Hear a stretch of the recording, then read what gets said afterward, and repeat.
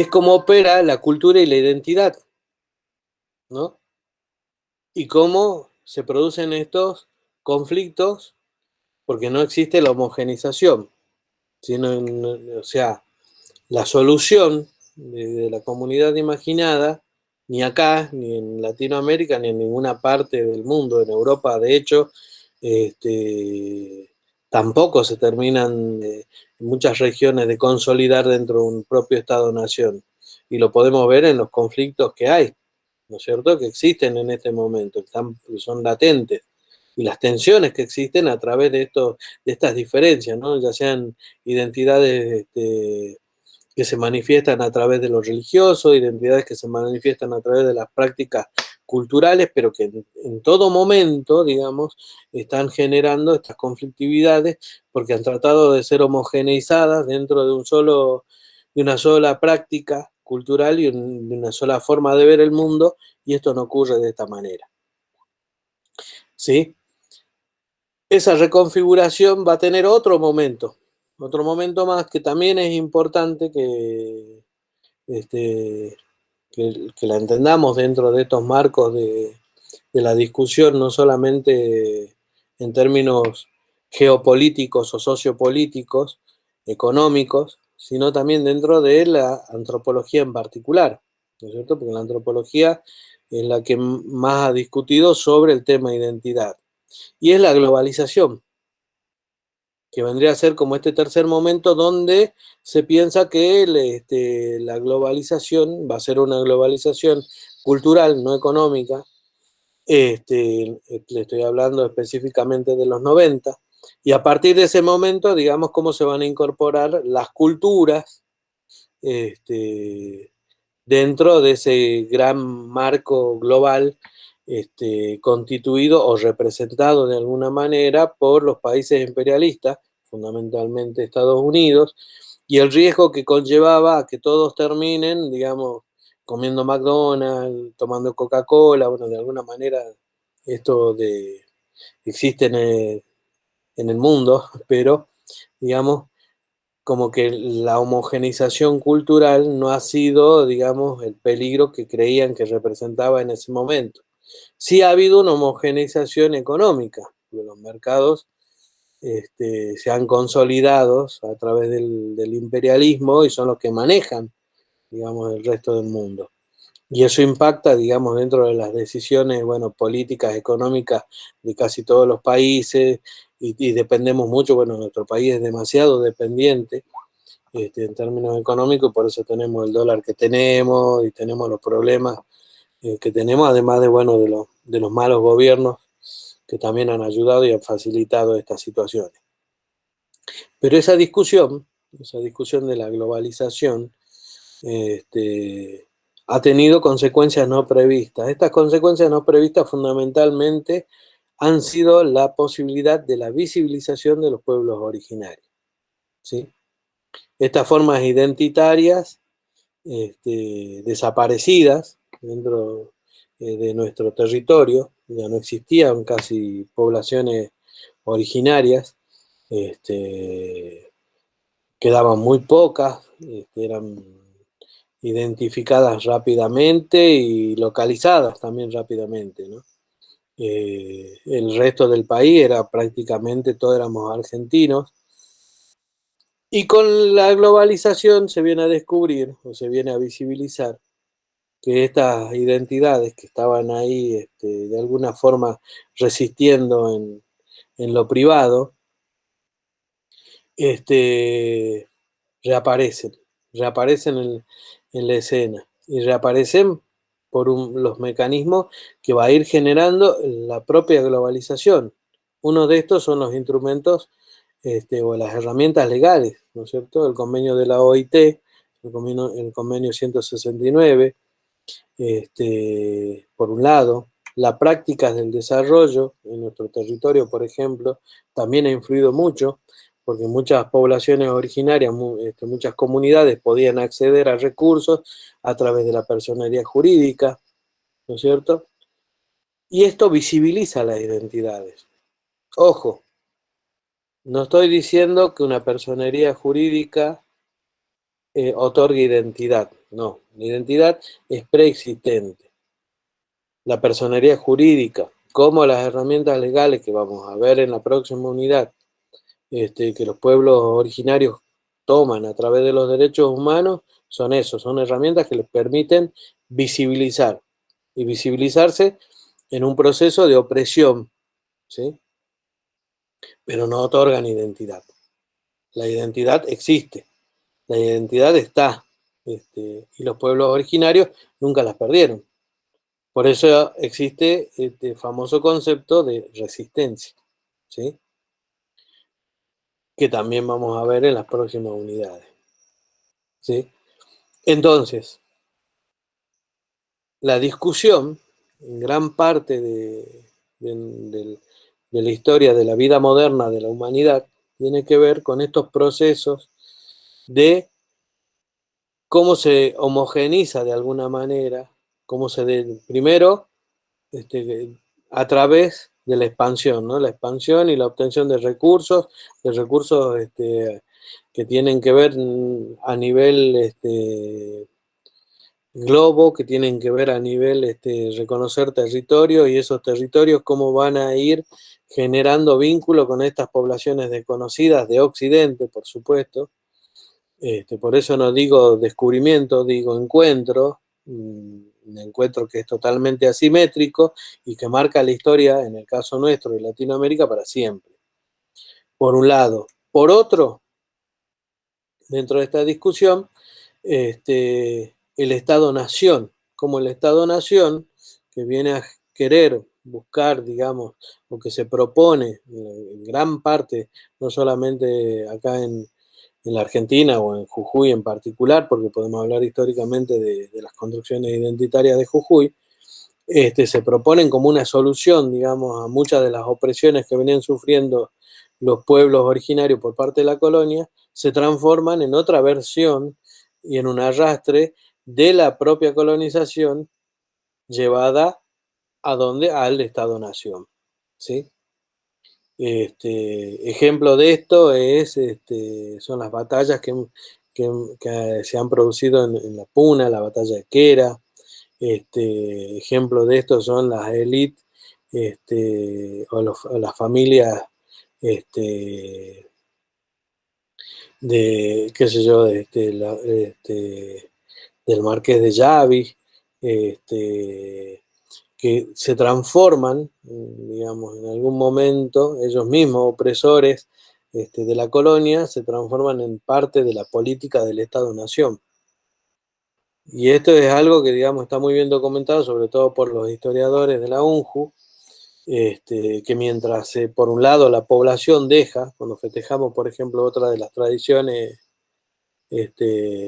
inventadas, o el valor del Estado-Nación, resaltar y revalorizar una acción en particular, que es el éxodo jujeño, mientras una parte de la población deja sus pertenencias, quema sus pertenencias y sale del territorio, otra parte de estas familias ilustres se queda para esperar, o sea, mientras unos se iban y negociaban con el nuevo Estado-Nación, si esto no tenía éxito, se quedaban esperando a los realistas para negociar con los realistas, ¿sí? En síntesis, digamos, nunca se soluciona el problema de los pueblos originarios, la opresión que tienen estos pueblos en relación a estos modelos impuestos de cultura y de identidad. Sobre esto vamos a profundizar, ¿no? No es que vayamos en el tema histórico y en los vínculos, cómo se construyen y las desigualdades, cómo se van construyendo y cómo vamos construyendo, porque este es el factor elemental en el proceso de negación identitaria, sobre todo en el proceso de negación identitaria que tiene, digamos, las minorías criollas blancas, los mestizos en algunos lugares de Latinoamérica. Bueno, Silvia Rivera Cusicanqui describe muy bien cuál es el lugar de cada uno en este proceso. Por otro lado, también vamos a profundizar en esta versión de los mestizos, ¿no? Lo que ella denomina los chixe. los chicse como un elemento no negativo, sino más bien positivo dentro de la conformación o de la estructura social latinoamericana, ¿no es cierto?, de la conformación identitaria, no como el elemento que hay que negar, sino más bien como ese grupo que tiene un acervo y un conocimiento de tanto de lo originario como de lo español europeo, y que se transforma en algo positivo para generar un nuevo espacio dentro de la identidad y de la cultura latinoamericana, ¿no es cierto?, con los procesos consiguientes que han tenido, digamos, dentro de la discusión. Eso, digamos, vinculado también fuertemente a cuáles son las posturas actuales en relación a los pueblos originarios y a esa trayectoria, ¿no?, de la identidad, de cómo se visibilizan y cómo se invisibiliza en algún momento. La ciencia también ha sido parte de este proceso, la antropología. La antropología argentina consideraba que el indio era el indio muerto, ¿cierto? Era el que estaba en las vitrinas, en la arqueología, y por eso se hacía muy poca etnografía, y han sido pocos los que hacían etnografía, considerando que había población originaria viviente. La mayoría había sido absorbida por el Estado-Nación, eran criollos, eran gauchos, o más recientemente, ya entre los 80 y los 90, considerados como población campesina, ¿no?, porque vivían en ámbitos rurales, pero nunca originarios. De hecho, yo siempre recuerdo en una de las entrevistas que realicé para mi tesis doctoral, que uno de los ingenieros que trabajaba en la zona de Quebrada me decía que él no entendía en qué momento todos eran originarios. En qué momento había pasado esto, si antes eran todos, se autodenominaban criollos o eran gauchos. Dice, no sé en qué momento pasó esto. Bueno, en ese sentido, en el sentido que estamos discutiendo estas categorías, ¿no?, de cómo la antropología puede observar y puede mirar un poco más allá de lo que están diciendo, cómo están autopercibiendo o cómo los perciben los demás, cómo nos percibimos nosotros dentro de estos procesos identitarios, ¿sí? Es importante, por eso, entender tanto las categorías, los procesos a través de los cuales se conforman estas tradiciones inventadas, para qué sirven, ¿no?, cómo operan dentro de la realidad y cómo se consolidan y han consolidado, digamos, espacios identitarios amplios, como es el Estado-Nación argentino, como es el Estado boliviano o el Estado brasileño. Bueno, en este momento el Estado boliviano tiene otra lógica porque es plurinacional, entonces es uno de los pocos casos. Y entonces entender tanto estos procesos donde existe la resistencia, donde la homogeneización es solo un gran paraguas, pero que no cobija a todos, y en ese proceso entender cómo van a resurgir las conflictividades, ¿no? De hecho, la globalización, lejos de generar una nueva homogeneización y lejos de generar nuevas propuestas que sean superadoras, digamos, o que sean de alguna manera uniformes, lo único que han hecho es reavivar, digamos, las identidades. Lo único que han hecho es poner en valor y visibilizar, digamos, las identidades. Por eso digo yo que es una consecuencia no prevista del sistema, ¿sí? Porque seguramente no era lo que buscaban ni lo que necesitaban. Aunque muchos mercados, si pensamos en términos del capital, ¿no? Y de cómo se reconfiguran también las identidades en relación al mercado. Muchas de estas identidades, estas identidades particulares, sobre todo el exotismo que encierra los pueblos originarios, son excelentes para el mercado turístico en este momento, ¿sí? Todo eso que en algún momento los estados-nación han despreciado, han considerado atrasado, incluso que eran obstáculos para el progreso de los estados-nación, hoy en día son valoradas y se transforman en, bueno, valorados los rituales, valoradas las prácticas, pero no a los individuos, que son los que portan la identidad y los que portan la cultura. Que eso también es una discusión interesante dentro de los contextos nuestros, ¿no? Porque sobre todo el contexto jujeño está cargado, digamos, de estas prácticas tradicionales que están siempre chocando, interpelando de alguna manera con el Estado-Nación, que están chocando, interpelando, digamos, a lo global. Tenemos dinámicas diferentes y poder mirar esas dinámicas diferentes dentro de nuestros territorios también es importante como antropólogos, ¿sí? Existen explicaciones de este mundo, del mundo en general, como la de Wallenstein, donde el mundo es un gran sistema del capitalismo, ¿no? Este sistema mundo es capital, y donde no hay otra posibilidad, en términos no solo económicos, sino culturales, que estar en ese sistema. Bueno, en ese sentido, sí, digamos, tiene una lógica que nos lleva hacia el capital. Pero no todas las producciones giran alrededor del capital, ni todas las prácticas culturales terminan en el capital, ¿sí?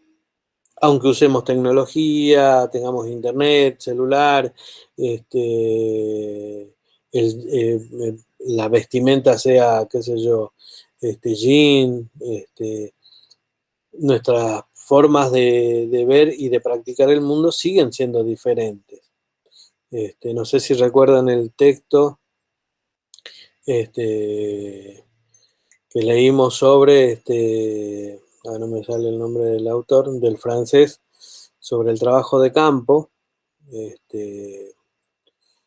A ver que me tomo un mate y me acuerdo porque se me fue el nombre, que le explica que las sociedades primitivas no desaparecen. O sea, que las sociedades primitivas tampoco es que son absorbidas del todo y pierden su identidad cultural en el juego. Maurice Godelier, gracias, Paul. Sino que muchas de estas poblaciones originarias que los antropólogos clásicos estudiaron siguen existiendo. Se han redefinido dentro de estos marcos del Estado-Nación, pero siguen siendo diferentes, ¿sí? Siguen teniendo prácticas culturales diferentes y eso es lo que marca su identidad, ¿sí? Bueno, en esos términos, nosotros, digamos, nuestro territorio tiene esa dinámica, tiene esa posibilidad. Cuando nosotros vamos a la feria tiene que ver, digamos, con...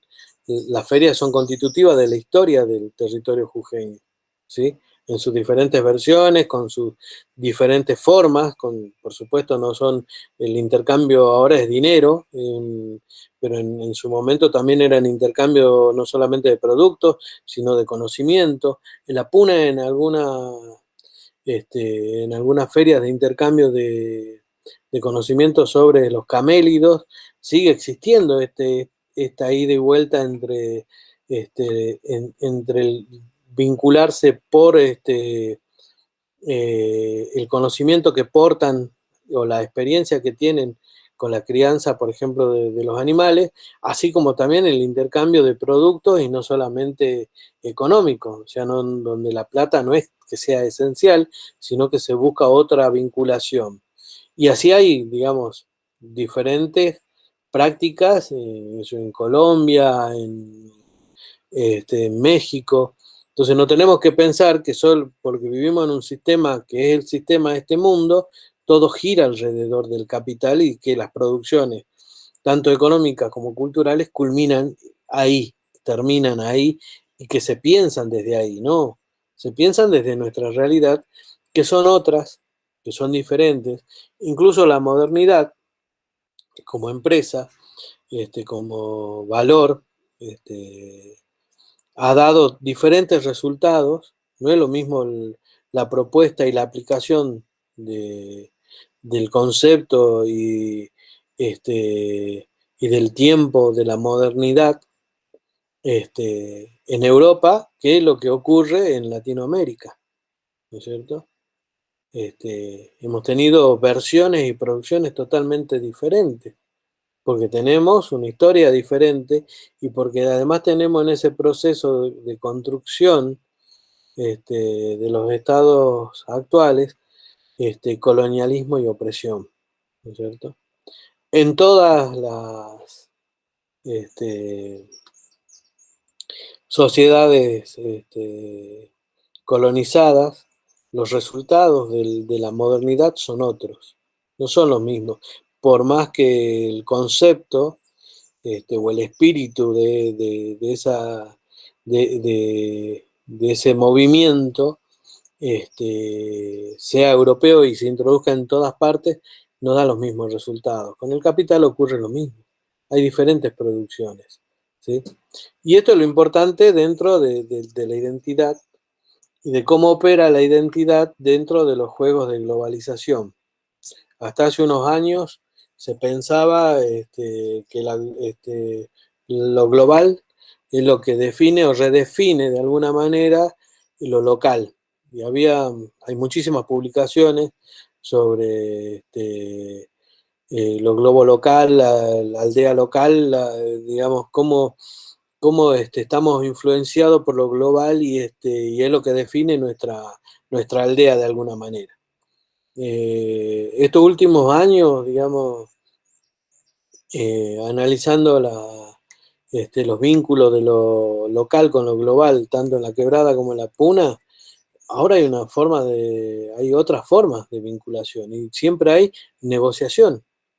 Ya no es la imposición solamente. Hay un momento de negociación donde lo global puede querer definir el juego, pero no lo va a terminar de definir si lo local no quiere. Ahora hay como un contrapeso, siempre es asimétrica la realidad, no vamos a negar, pero hay eso que está marcando la diferencia y el momento histórico, ¿sí? Toda esta, este, todos estos discursos, categorías, conceptos, discusiones, las podemos observar y mirar a través de las prácticas, y de las prácticas identitarias, y de las prácticas que nosotros vamos a ir relevando cuando nos transformemos en antropólogos. Pero yo quiero que digamos, que vayamos afinando de alguna manera. Yo digo que la antropología es como que tuviéramos una cámara y un lente, que todo el tiempo vamos de alguna manera enfocando cada vez mejor, ¿no es cierto?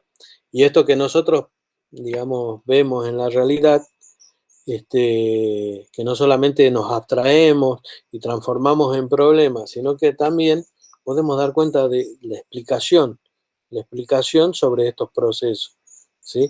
Si nosotros entendemos la versión de cómo se construyó el Estado-Nación argentino no tiene nada que ver con lo que nos enseñaron en la primaria y en la secundaria, recién podemos entender el lugar de cada uno en estos procesos. Cuando digo cada uno es cómo nos constituimos además como individuos dentro de ese Estado-Nación que pertenece a determinados grupos, que pertenece a determinados espacios, que juega roles diferentes en esos espacios, ¿sí? Pero a su vez también podemos entender cuáles son los problemas que constituyen a los contextos donde vivimos, ¿sí?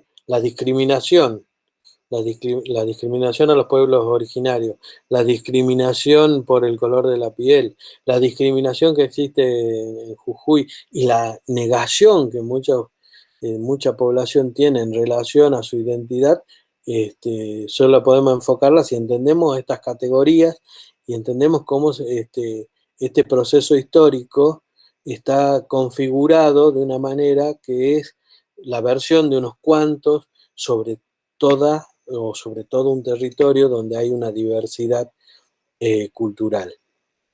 ¿Sí? ¿Dudas, preguntas? Así me tomo un mate.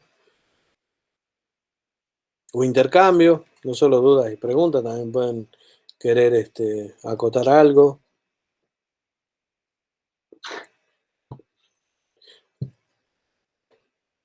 No sé si queda claro, si se entiende hacia dónde apunto con estos conceptos y categorías, hacia dónde apuntamos y qué es lo que queremos que ustedes internalicen de esta teoría, que son múltiples, ¿no? Porque no es un solo autor y son diferentes miradas.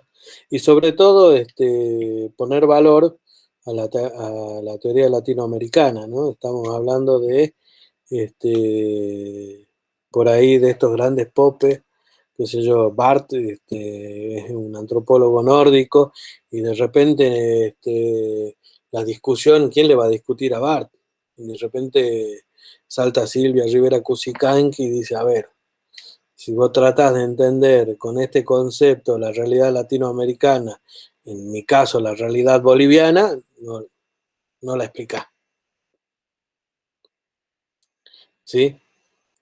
Esa es otra de las características que a nosotros con la que nos gusta jugar mucho porque también podemos tener todo el tiempo las teorías que se producen afuera, pero no discutir lo que está pasando acá en Latinoamérica, ¿no? Y a mí me parece que son las dos cosas son importantes. Hay que conocer todas las teorías que nosotros utilizamos dentro de la antropología, pero también es importante saber cuáles son las discusiones y cuáles son los aportes de los colegas en Latinoamérica. Y los aportes de los colegas más cercanos también, qué se está diciendo en Buenos Aires, qué se está diciendo en Misiones, en Córdoba, en Salta, nosotros mismos, ¿sí? Entonces, porque eso es lo que también va generando un proceso nuevo de conocimiento antropológico que no está solamente anclado dentro de las teorías europeas o de la producción europea, sino, digamos, como que está todo dicho, ahí sí terminamos siendo homogeneizados cultural y teóricamente, cuando nosotros tenemos, digamos, otras posibilidades y tenemos otra mirada de la realidad, ¿cierto? Dentro de las discusiones de la identidad y dentro de los problemas de la conflictividad, un concepto que es importante, por ejemplo, es el de colonialismo interno, que tiene que ver fundamentalmente con cómo funciona el Estado-Nación ya constituido en relación a la población originaria o a la población que no pertenece a ese modelo de comunidad imaginada que las élites blancas determinaron hace 200 años. Puede ser también población, en Colombia estoy pensando en la población afro, ¿no? En Brasil también hay población afro. Entonces, digamos, eh, cada concepto nos puede servir en esta versión universalizante para entender esa universalización de esta práctica que todos tenemos un Estado-nación y elementos simbólicos y acciones que conforman y legitiman esa comunidad imaginada. ¿Sí? Eso es lo universal. Ahora, lo particular y cómo operan dentro de esas particularidades y cuáles son los conflictos dentro de esas particularidades es lo que nos interesa a nosotros. ¿Sí? Nos interesa retomar, rescatar, discutir y ampliar, porque vamos a ampliar la discusión a partir de el vínculo de los pueblos originarios y del Estado-Nación. Lástima que no tenemos, yo cada unidad que cerramos, me gusta que vean una película Porque la película es como que termina de hacer el clic, ¿no? Muchas veces todas estas cosas las estamos, los conceptos, las categorías, la discusión, como que la estamos pensando y como que la estamos todavía, no han hecho clic en nuestro cerebro, todavía están ahí, este, transformándose en conocimiento. Entonces, siempre me gusta poner una película para que a través de la película podamos observar esto, ¿no? O sea, es intencional, que no es lo mismo que ir a mirar a la realidad, donde podemos observar otras cuestiones y donde, digamos, no hay intencionalidad, la realidad nos muestra lo que nos quieren mostrar. O sea, la sociedad, los individuos, los grupos nos muestran cómo operan. En una película es intencional porque uno elige una película determinada, ya sabe cuál es la problemática y aborda la temática que uno está trabajando. Así que por ahí, lo que se me ocurría, porque intenté subir al aula virtual y no pude, es ver si tenemos dos opciones, o que la busquen por internet, una película, no sé si la vieron, se llama El Libro Verde. Si la vieron, bueno, mírenla ahora con ojos antropológicos. Yo la busqué en YouTube, pero no la encontré completa. Y si no, la otra es, le mando a algunos de ustedes por mail, veo si se las puedo este, mandar a alguno y que o a todos y ver si no es muy pesada.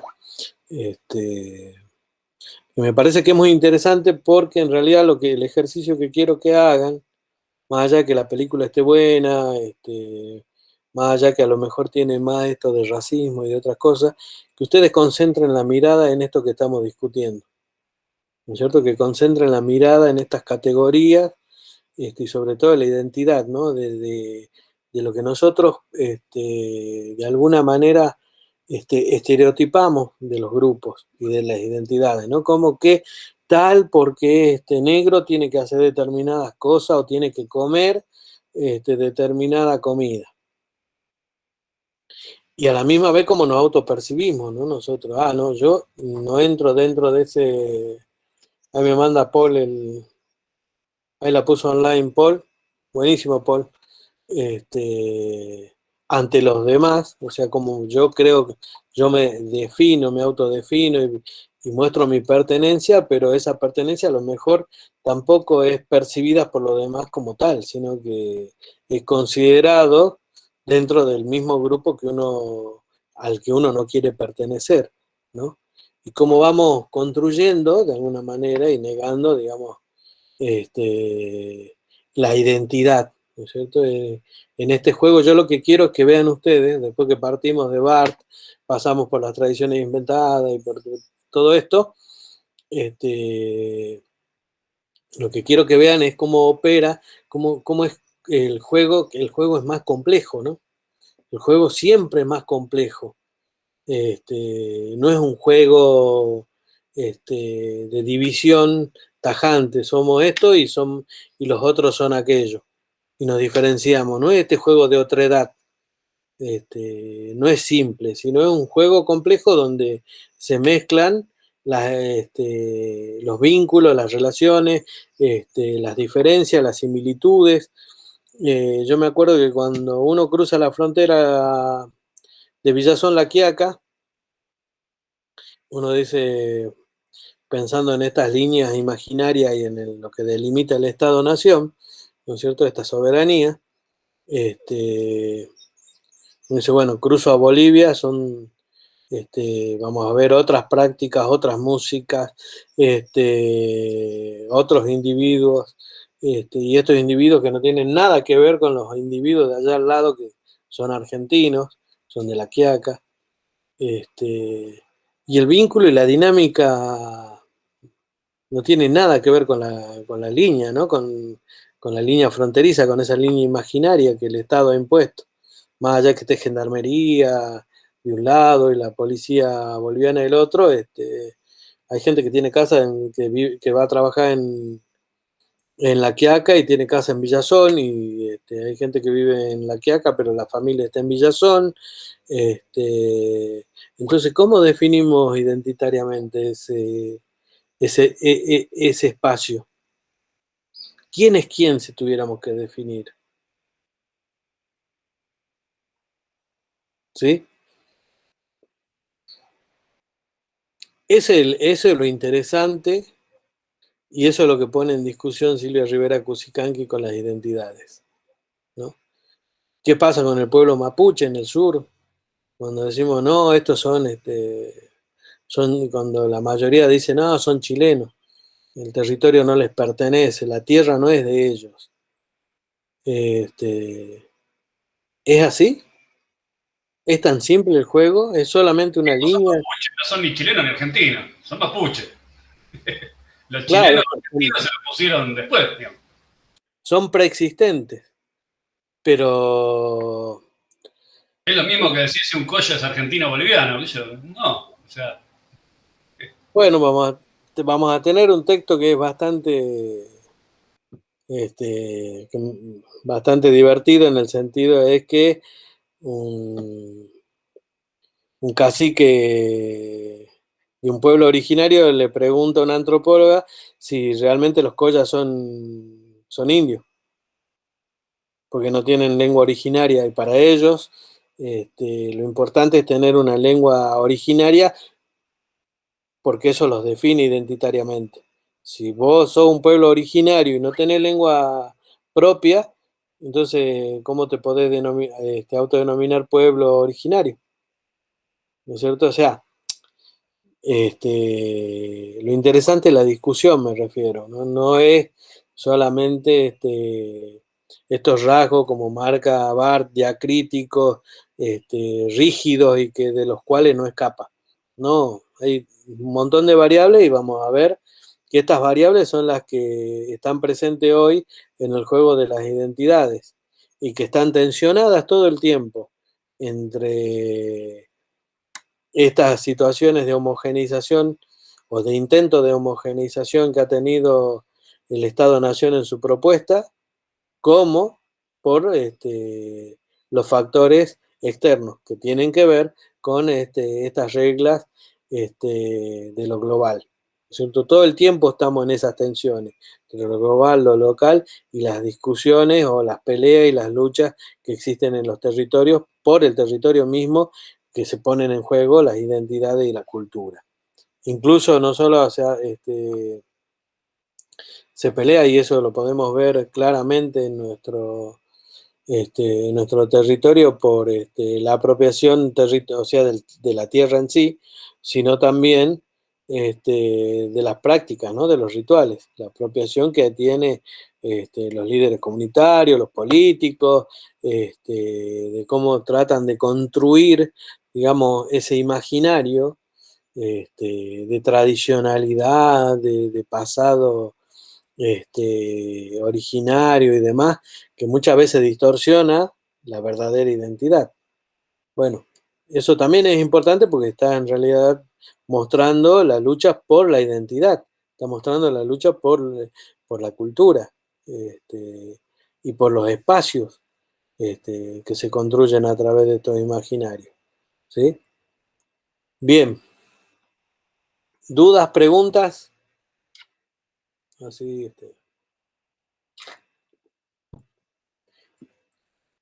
aportes, no les ha generado nada. No sé si han terminado de leer todos los textos. Creo que mañana cierran con Silvia Rivera Cusicanqui y con el texto de Ricardo. O ya han leído Silvia, ¿no? Estamos ni polvo, opino hoy. no tengo nada que decir, qué sé yo. Algo que le haya resultado difícil, alguna duda que haya quedado. Hobsbawm es el más complejo, porque en realidad la comunidad imaginada de Benedict, la descripción y el análisis que él hace es muy claro. Creo que no hay por ahí lugar para otras interpretaciones, pero por ahí Hobsbawm con el tema de la rutina, la diferencia entre costumbre y tradición, por ahí.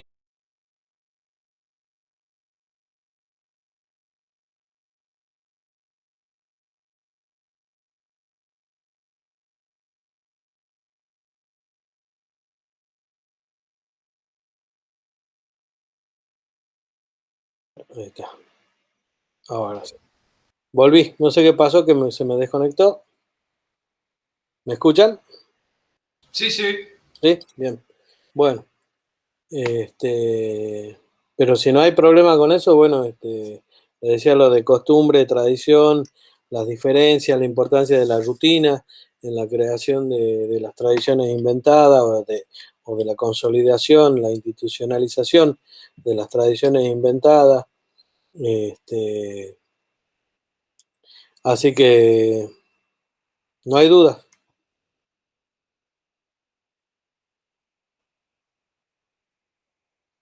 ¿no? Bien, bueno, creo que hemos visto gran parte de,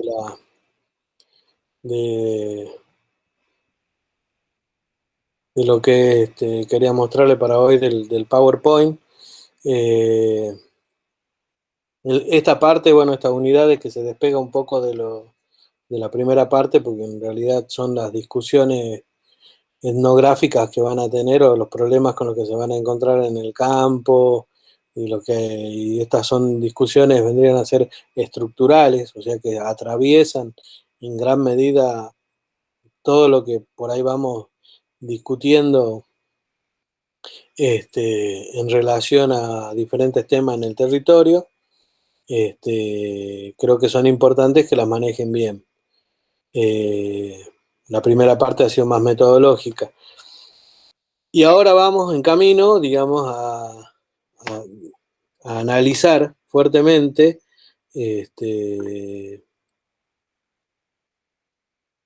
Álvaro Maidana, yo tenía una duda sobre el parcial. Todavía no hemos hablado del parcial. Este, Vamos a hablar sobre el parcial cuando terminemos esta unidad, porque me parece que todavía recién hemos terminado la unidad 1, hoy terminaríamos la unidad 2 o mañana pasado con el último, con el práctico que tienen, y se vincula mucho, o sea, por eso tiene un orden lógico las unidades. eh, el problema de la identidad con el vínculo de los pueblos originarios y el Estado-Nación. O sea que por ahí cuando terminemos la unidad 3, recién terminemos recién hagamos el parcial, no antes. Es algo que voy a discutir con la profe Elisa, porque quiero ver cómo van con los prácticos también. Los prácticos, no solo la presentación, la participación y demás son importantes porque es la única forma de saber que van entendiendo, que saben, que incluso las dudas, por eso siempre le pregunto, demuestran, qué sé yo, lectura, demuestran conocimiento. La participación es esencial, porque además nosotros la materia es promocional y vamos a mantener la promoción. Entonces, entre la participación, los prácticos y demás, más el parcial y un trabajo final, que este año vamos a hacer un trabajo, ya veré de qué haremos un trabajo final, porque como pinta la situación, se ve que no vamos a volver a la presencialidad y salir a hacer trabajo de campo, que es lo que nosotros hacemos en general, hacer una salida de campo, no va a ser fácil. Yo incluso había pensado en hablar con el decano para ver si podíamos venir a Guerrero y hacer unas entrevistas y charlar con la gente, pero gran parte de la población en este momento está contagiada. Otros años fuimos, que no tuvimos recursos, fuimos a la feria, al mall, a la feria de ropa usada, ahí en la Avenida del Éxodo, un espacio también interesante, y bueno, toda esa zona en realidad de la vieja terminal nos parece un espacio interesante para analizar, para tener otras miradas, y construir otras discusiones. Pero bueno, este año también me parece que es medio difícil. Si alguno de ustedes se llega a enfermar porque salimos de campo, es complicado. No creo que además la facultad nos dé, nosotros siempre que salimos nos dan el seguro para que todo, si pasa algo, nos cubra, pero en estas circunstancias yo creo que no nos van a posibilitar. Así que bueno, ya veremos cuál va a ser el trabajo final. Vamos a ver cómo armamos un trabajo final en que les sirva a ustedes. Para mí es esencial salir a hacer trabajo de campo, porque la antropología sin trabajo de campo no es antropología, digamos. No. Uno puede tener discusiones teóricas, el análisis teórico es importantísimo, y cuando uno más teórico es, o más le gusta la teoría, es importante para llevarla a la práctica. Y para entender la realidad, pero sin trabajo de campo, la antropología como que para mí es algo que no concluido, digamos, que le falta. Como vamos a ver en la última unidad, hay muchas formas de hacer antropología en este momento. Yo opto por esta y yo le doy la versión mía sobre el trabajo de campo y sobre la etnografía, ¿no es cierto? Que es la materia. Y qué etnografiamos, a quiénes etnografiamos, cómo etnografiamos y demás. Pero bueno, en este momento incluso hay nuevas versiones que tienen que ver con la tecnología específicamente y con trabajos que se acercan más al campo de lo aplicado, a mí me parece que es una discusión ausente dentro de la carrera, casi en todas las materias no hay una unidad donde se hable específicamente sobre el trabajo del antropólogo aplicado y la importancia del antropólogo aplicado, y tampoco hay, digamos, no se ha incorporado en la discusión o en la práctica estas nuevas formas tecnológicas, ¿no? De hecho, la etnografía está en boga en casi todo el resto de Latinoamérica. En Europa es central. Hay discusiones interesantísimas en relación a lo que el antropólogo hace con el análisis no solamente de datos, sino que complementa esos análisis de datos con la etnografía. Y hay otras versiones que ya tienen que ver más con lo académico, que es analizar directamente el mundo, el ciberespacio, y utilizar las técnicas de la etnografía. Bah, yo todavía esa versión no la veo con mucho cariño, pero digamos, son posibilidades, y sobre todo son posibilidades en este momento en el que nuestro mundo cambió a partir del año pasado con esto de la pandemia, y donde uno no puede descartar nada, por un lado, ¿no?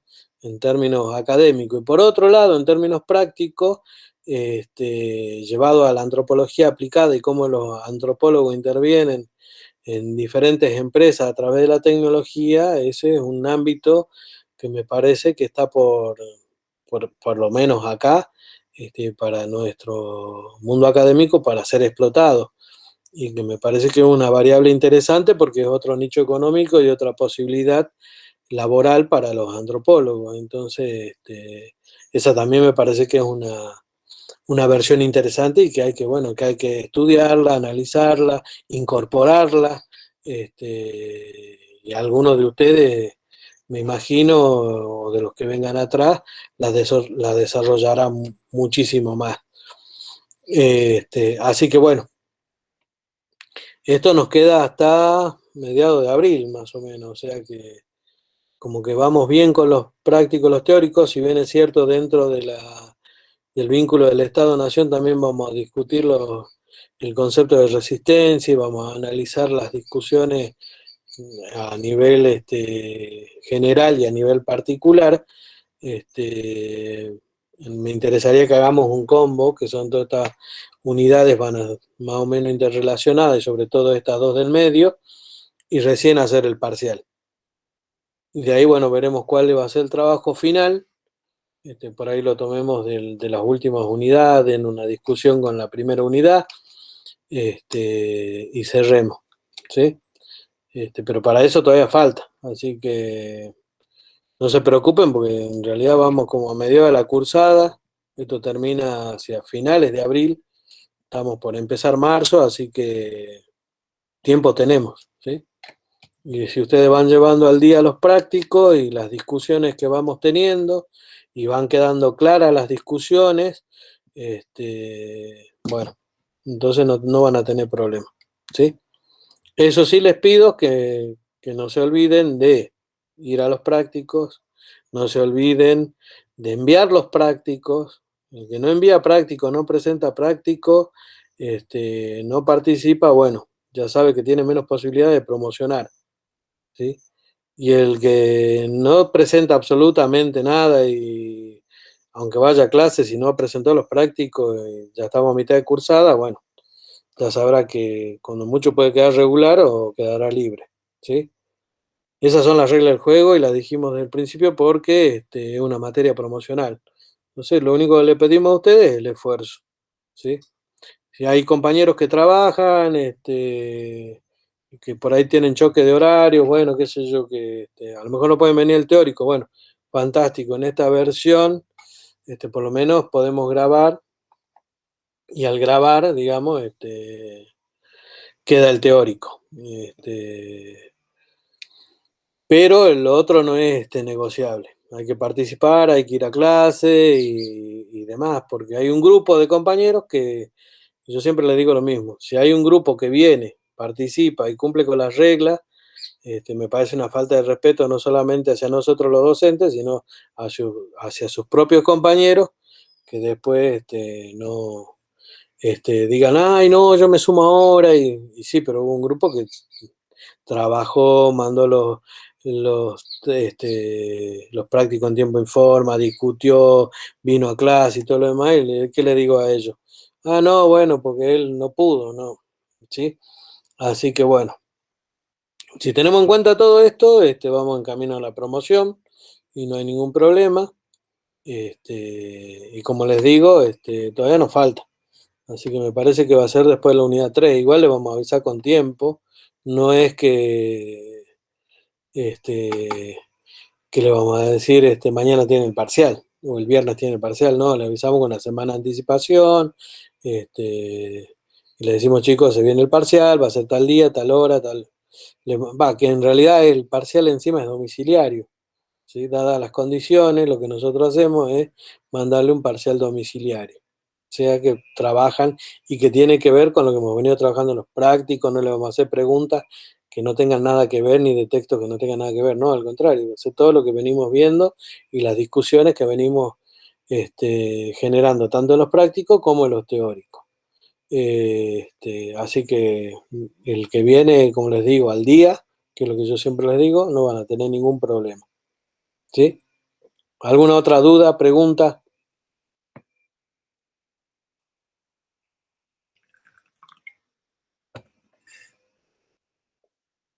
¿No? ¿No hay más dudas sobre el parcial entonces y sobre los trabajos prácticos? Bueno, algunos compañeros ya han cursado, ya saben la dinámica, así que bueno, cerramos entonces con esta unidad. Para la semana que viene vamos a trabajar sobre los pueblos originarios. No se olviden de mandar los prácticos. Si tienen dudas sobre esto que hemos venido discutiendo ahora y sobre estos conceptos, o sobre a lo mejor sobre la unidad 1, es el momento de preguntar, decir, profe, no entiendo tal cosa, rebobinamos y no hay ningún problema. Pero no se queden con la duda y después digan, ay, profe, ante el parcial, yo no entendí por qué se arman las tradiciones inventadas. ¿Cuál es el fin de las tradiciones inventadas? Si tienen claro eso,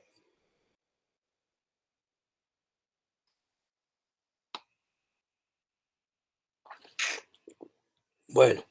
Para la película, buenísimo, Andrea. Para la película les voy a dejar una guía de preguntas chiquita, pero que esté orientada hacia esta discusión que hemos tenido hoy, o sea, hacia este, la creación del Estado-Nación y sobre todo, más que esto, hacia las identidades y cómo operan las identidades, digamos, en estos mundos multiculturales, cómo sobre todo no pierdan de vista esto. Bueno, Fernanda, no hay problema. Y cómo operan, digamos, cómo opera la percepción, ¿no? Cómo nos autonominamos, cómo nos autopercibimos y cómo nos perciben los demás o nos nominan los demás, cómo nos clasifican los demás. Eso es el eje central que quiero que tengan en cuenta cuando vean la película, ¿sí? Y después esto de las prácticas. Bueno, me voy a mandar una guía de no más de 4 preguntas, que la voy a dejar en el aula virtual. No tiene desperdicio la película y a ver si les queda no solamente responder las preguntas, ¿no es cierto? Y ver la película, sino que la clase que viene, cuando empecemos, estaría bueno que podamos discutir o que me digan qué les pareció, este, que si pudieron de alguna manera observar esto que estamos discutiendo, si queda más claro en relación a la identidad, ¿sí? Sí, vos sabés que recién con lo que decías eso de cómo te ven, yo me acordaba, me acuerdo, ¿no? Tengo un amigo que él es boliviano, pero es dentista, ¿viste? Sí, Y que me dice que siempre, o sea que a la mitad de los pacientes como que se le quedan hablando de, ah, pero vos naciste acá, o sea, tu familia es boliviana. El tipo, no, yo soy boliviano. O sea, pero es como que lo tienen que, o sos feriante o sos verdulero. Y, claro, y como que, no, o sea, ¿por qué tengo que ser feriante o verdulero? Pero como dice que es una charla recontra habitual de explicar que no, que soy boliviano, nacido en Bolivia, vine a la Argentina, vive en Buenos Aires, yo tengo un consultorio de dentista, pero es como que a todo el mundo le llama la atención, ¿viste? Por un tema de que claro. parece que hay un imaginario de que sos Se sale, o se sale feriante. del lugar de la clasificación, del estereotipo. Claro. Bueno, eso es lo que quiero que observen estas diferencias que pasa en todo el mundo, no solamente acá. Pero que bueno, que por ahí nosotros, digamos, dentro de esas discusiones que son más lejanas, no las tenemos, no las podemos ver. Pero quiero que a través de la película estos conceptos se internalicen y las podamos observar dentro de nuestro propio mundo, ¿sí? Esa va a ser la tarea. Ya les voy a subir las preguntas, y nos estaremos viendo la semana que viene, ¿sí? No se olviden de mandar los prácticos y de ir al práctico, fundamentalmente, ¿sí? Listo, dale, gracias. Hasta luego. Nos vemos, chicos, que estén bien.